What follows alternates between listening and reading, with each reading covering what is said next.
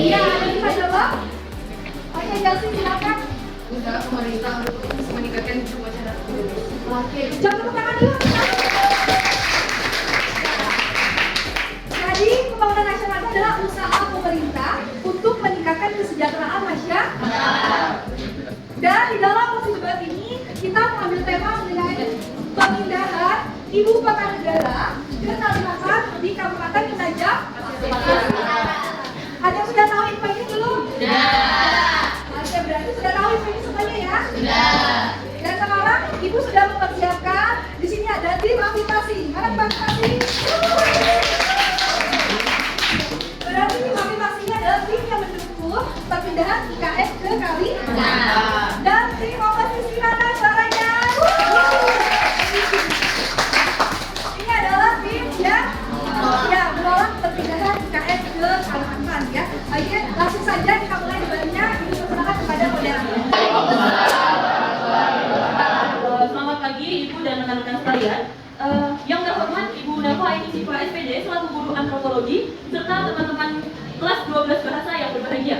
Marilah kita panjatkan puji dan syukur atas kehadiran Allah Subhanahu wa taala atas rahmat kesehatan sehingga kita dapat berkumpul di acara debat pada kelas 12 bahasa. Topik yang akan kita bicarakan kali ini mengenai pemindahan ibu kota negara ke Kalimantan, Kabupaten Penajam Pasir Utara. Saya, Melania Mustasari, selaku moderator akan mengatur jalannya debat hari ini. Peserta debat pada hari ini terdiri atas dua kelompok, yaitu tim afirmasi dan tim oposisi. Semua peserta debat harus mematuhi peraturan yang telah ditetapkan. Ibu guru serta teman-teman dan peserta debat yang berbahagia dengan mengucapkan Bismillahirrahmanirrahim, maka acara debat antara tim afirmasi dari kelompok 1 dan tim oposisi dari kelompok 1 saya nyatakan dibuka.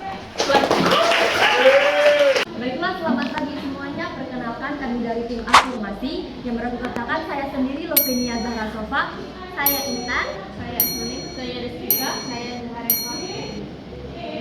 Sekian perkenalan dari kami. Baik, kemudian saya persilakan untuk tim oposisi memperkenalkan diri. Baik, kami dari tim oposisi, kami akan memperkenalkan diri dan saya sendiri Salsabila Bikramestri. Saya Alisa Nabila. Saya Nabila Auladari. Saya Fatul Putu. Saya Dersya Raja. Sekian perkenalan kami, terima kasih. Baik, terima kasih untuk tim oposisi. Selanjutnya, pembicara satu dari tim afirmasi saya persilahkan untuk menyampaikan argumen.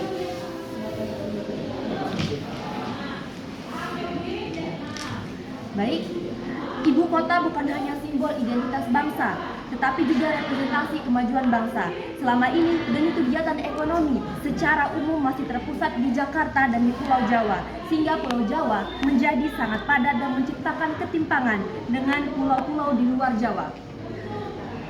Apabila kita membiarkan hal tersebut berlanjut tanpa upaya yang serius, maka ketimpangan akan semakin parah. Maka dari itu, kami tim afirmasi menyatakan setuju dengan mosi pemindahan IKN ke Kalimantan, Kabupaten Penajam Pasir Utara. Ada beberapa alasan yang kami kemukakan kenapa kami mendukung mosi ini. Yang pertama adalah gagasan ini telah ada sejak era Presiden pertama Republik Indonesia, Insinyur Soekarno. Pemindahan IKN ini baru serius digarap oleh Presiden Joko Widodo pada tanggal 29 April 2019.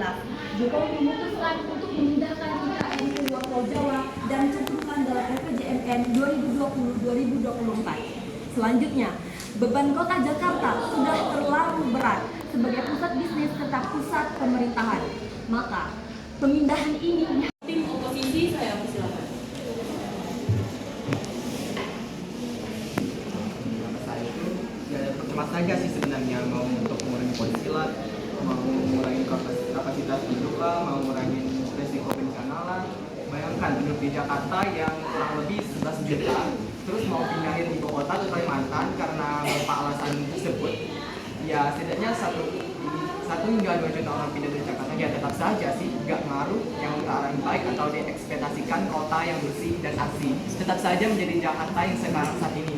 Wilayah DKI Jakarta yang rawan banjir dan tingkat kemacetan yang tinggi kurang tepat dijadikan sebagai alasan pemindahan IKN.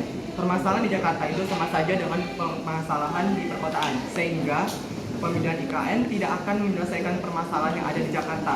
kalaupun karena kota Jakarta akan tenggelam menurut prediksi oleh para ahli, berarti pemerintah ini malah lari dari permasalahan besar yang belum selesai. Jadi kayak cuma saja dong koruptor di Indonesia juga merajalela di Indonesia ini.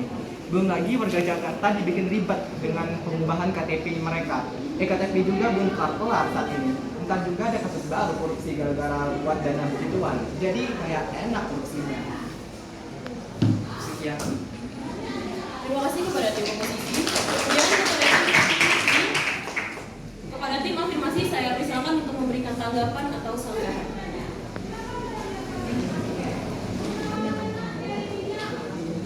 Kami akan menyanggah argumen dari tim oposisi. Pemindahan ibu kota dari Jakarta ke IKN Nusantara bukanlah tanpa argumen dan pendukung atas yang kuat dan valid.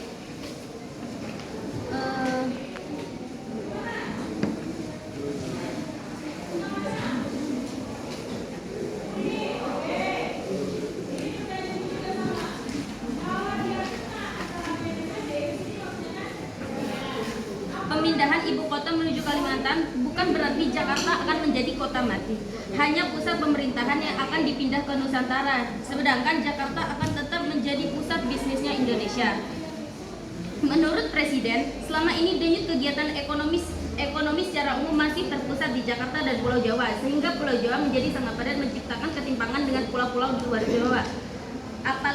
Apabila kita membiarkan hal ini terus berlanjut tanpa adanya upaya yang serius, maka ketimpangan akan semakin parah.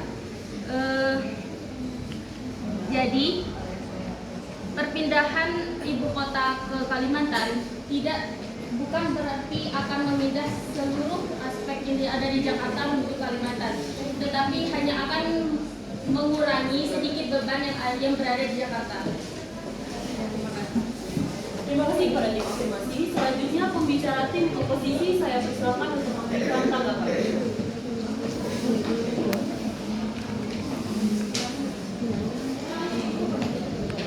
Baik, kami akan menyanggah pendapat dari tim afirmasi. Pemindahan ibu kota memerlukan dana yang sangat besar. Apalagi utang yang dimiliki oleh Indonesia saat ini yaitu kurang lebih 7 triliun. Dengan kondisi utang yang besar itu, apakah memungkinkan untuk memindahkan ibu kota ke Kalimantan? Seharusnya pemerintah itu lebih memfokuskan pembangunan manusia. Apalagi kondisi ekonomi masyarakat Indonesia saat ini masih mengalami turun akibat COVID-19. Selain itu, pekerjaan sebagian masyarakat juga tidak menentu selama 3-4 tahun ini. Jadi, kalau tetap saja ngeyel malah tambah berat utangnya sehingga menyusahkan pembangunan ekonomi di negeri ini. Sekian dari tim kami, terima kasih. Terima kasih kepada tim oposisi. Selanjutnya pembicara. Ya, itu kita refleksikan pembelajaran kita pada hari ini. Yang pertama, setiap kebijakan pemerintah pasti ada pro dan kontra.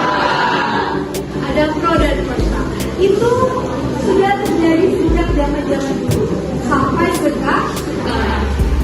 Tapi apa yang dilakukan pemerintah itu berusaha untuk membuat kesejahteraan kepada masyarakat, kepada rakyat. Tapi ketika pemerintah itu sudah tidak sesuai dengan keinginan rakyat atau harapan rakyat, setelah itu boleh kira-kira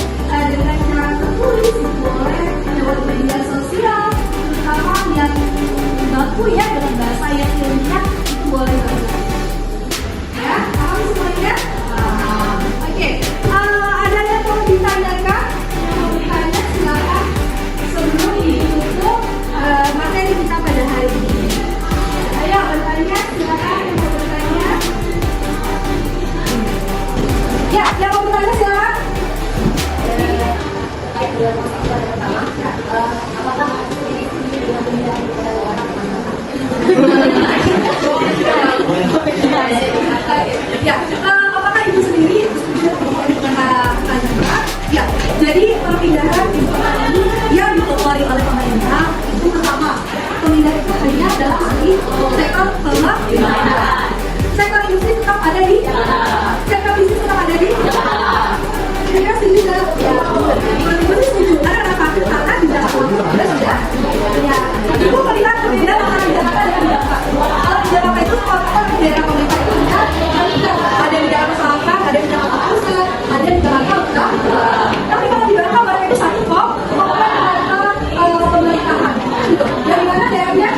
Di air, dari tangan, itu dompet pemerintah. Nah itu kan kalau dibuat di daerah kali, coba dompet pemerintah kita ada di belanja kita di kantor. Nah seperti itu. Itu yang mau didukung oleh bahwa ya kita sama-sama berdoa semoga itu adalah hal yang baik ya. Sebenarnya kalau itu tidak baik sebenarnya kita bisa untuk menyuarakan hal-hal tersebut.